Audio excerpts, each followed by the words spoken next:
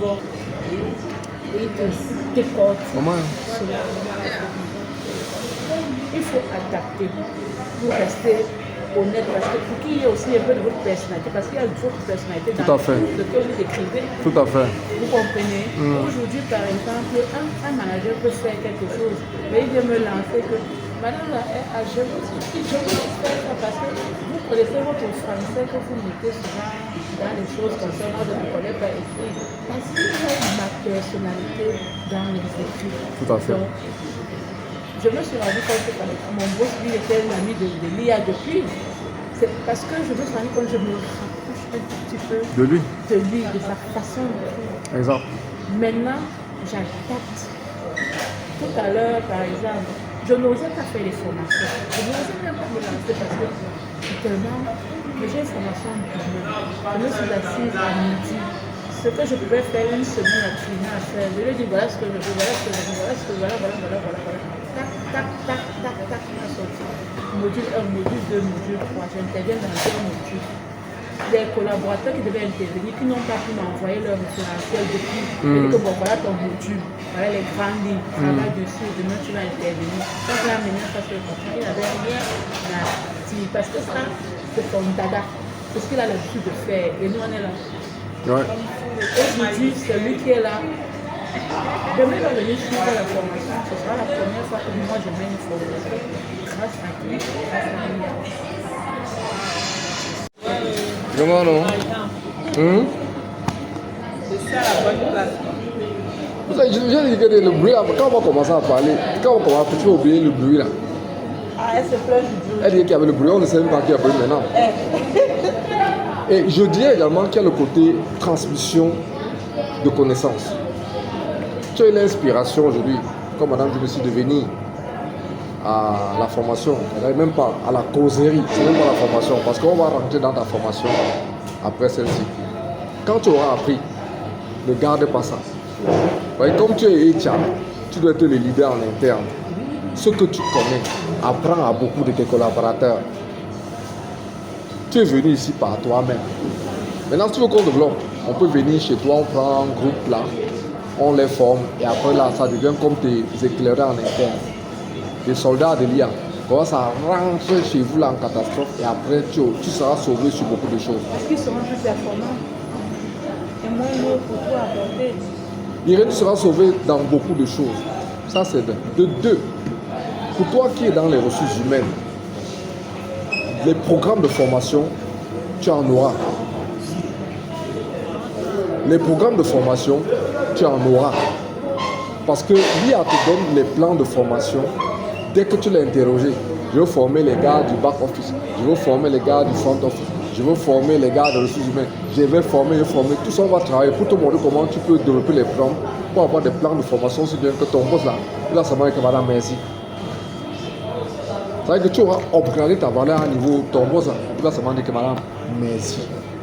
Parce que le but de cette formation, quand je demande au restaurant des ressources humaines de venir se former, c'est parce que je me dis que on ne doit plus prendre quelqu'un des ressources humaines comme un n'importe quoi qui doit faire une carrière 40 ans, comme un gars au poste là, un fixe qui doit faire 40 ans là-bas, pour on dit que séparation à la mer ou bien à la retraite. Quelqu'un qui s'est formé en intelligence artificielle peut rêver de devenir PCA. Tout dépend de comment est-ce que tu fais ton plan de vie. Et là, j'ai fait une carte pour vous que je vais vous donner à la fin. Je vais vous envoyer la carte là, qui te donne le plan de carrière pour devenir DG. Et quelles sont les 18 conditions que tu dois respecter au quotidien. Tu peux terminer la formation, tu te mets seulement à me dire une condition tous les jours, tous les 2 jours. En 6 mois, tu as me dire 10 conditions et tu appliques pour finir fin de fin. Comme on dit souvent là, comme disent les gars du chat de fin, tu seras DG. Pour moi, un assistant de direction peut devenir DG. Bien sûr. Quand tu progresses, tu sens, non? Aujourd'hui, ça te permet de challenger, pas de challenger ton DG, de rentrer dans la peau de ton boss quand tu es au poste là, non? Les gars te permettent de rentrer dans sa peau, de faire des choses avant lui. S'il connaît, il en fera avec toi, vous progressez parce qu'il va se libérer de beaucoup de choses que tu vas prendre et toi, tu vas libérer. S'il ne connaît pas, tu l'as marabouté. Il va savoir de la promotion que tu veux. Mais on est dans la logique du B2B. Je connais mon patron me connaît, on connaît l'entreprise, on tire les employés parce que l'homme des ressources humaines, c'est un leader. Ça, vous devez savoir ça. Le gars des ressources humaines, c'est le leader en entreprise, c'est lui qui porte l'entreprise. Quand il rate, il rate. Quand il rentre dans les cas de litige, il rentre dans le litige. S'il rentre dans l'IA pour transformer, pour mentir, ça va le rattraper. Mais s'il rentre dans l'IA pour faire de bonnes choses par rapport à l'entreprise, ça va l'aider. C'est ce qu'il faut voir. Voilà pourquoi je dis, ça c'est une soirée de partage. Je veux que les professionnels des ressources humaines qui sont là doivent intervenir. Comme ça, à partir des manquements qu'on a, on essaie de profiler, n'est-ce pas, l'aspect pratique. Parce qu'en pratique, je dis, on va travailler beaucoup plus avec Perplexity.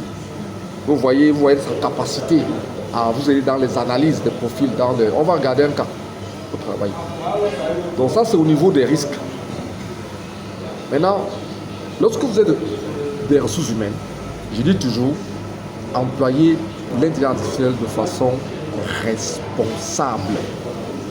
Et Madame Sopi vient de dire des choses pertinentes. Quand vous exploitez l'IA de façon responsable, vraiment, il est votre conseiller. Et prenez l'IA comme votre conseiller. Ce n'est pas votre ennemi. Non. Mais il vient vous permettre de faire des choses que vous ne deviez pas faire s'il n'était pas là. Et il vous permet d'accomplir des tâches en un temps record. Si vous les avez confiées à un collaborateur, il va vous raconter pourquoi Thio Ba est mort, pourquoi l'autre est perdu, pourquoi on n'a pas voté. Au moment de faire de livrer la tâche, il vous explique une histoire à mourir de vous pour ne pas l'effectuer.